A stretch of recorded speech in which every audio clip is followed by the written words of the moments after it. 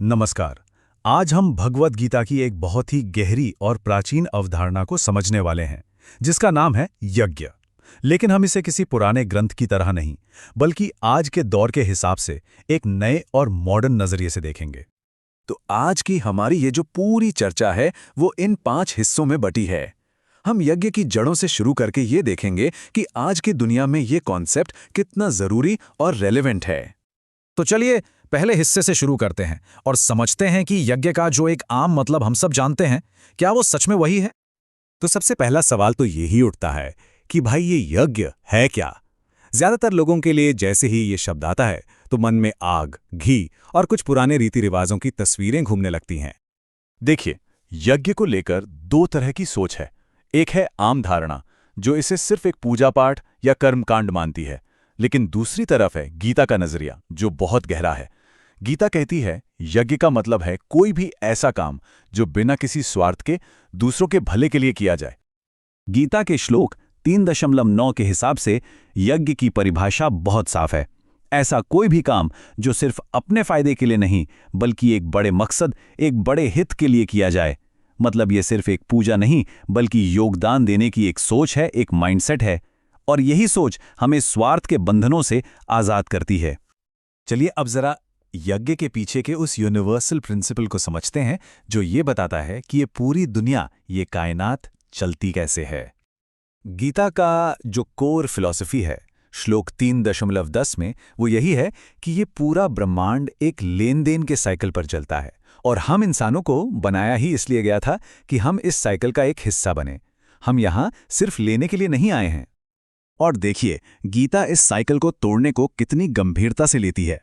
ये श्लोक कहता है कि अगर कोई इस जीवन से सिर्फ लेता ही रहता है और बदले में कुछ देता नहीं, तो वो असल में एक चोर है। बहुत पावरफुल बात है ये।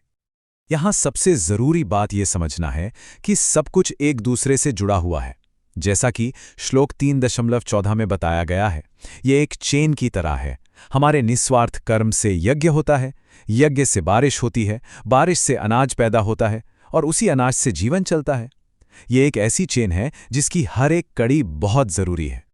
और श्लोक 3.16 साफ साफ बताता है कि इस नियम को नजरअंदाज करने का नतीजा क्या होता है।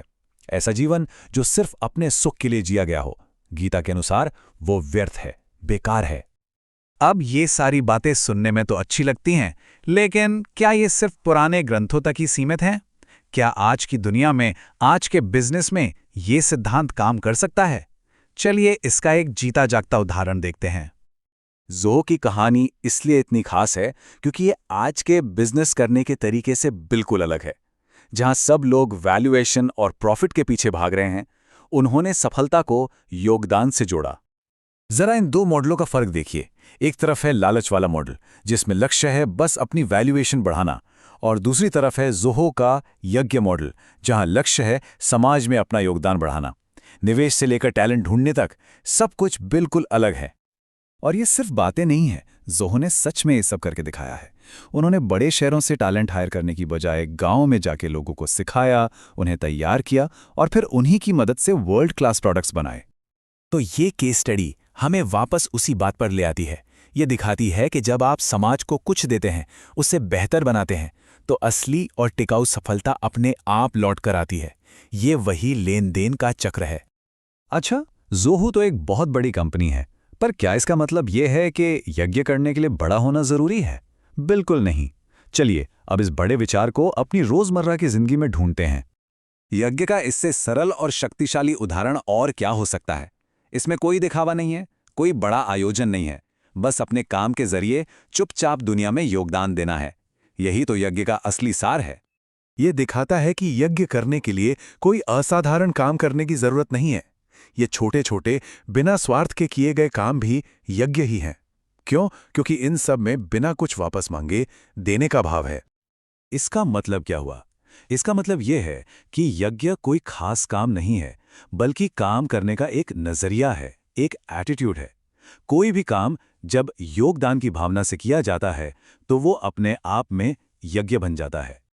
अब हम इस चर्चा के आखिरी और सबसे जरूरी हिस्से पर आते हैं, जहां हम यज्ञ और कुदरत के बीच एक बहुत ही गहरा कनेक्शन देखेंगे। ये एक अद्भुत बात है कि कैसे पूरी की पूरी कुदरत, पूरी नेचर इसी निस्वार्थ योगदान के सिद्धांत पर काम करती है। सूरज, नदियां, पेड़, कोई भी ये नहीं पूछता कि भाई मुझे इसके बदले में क्या मिलेगा, वो बस देते हैं।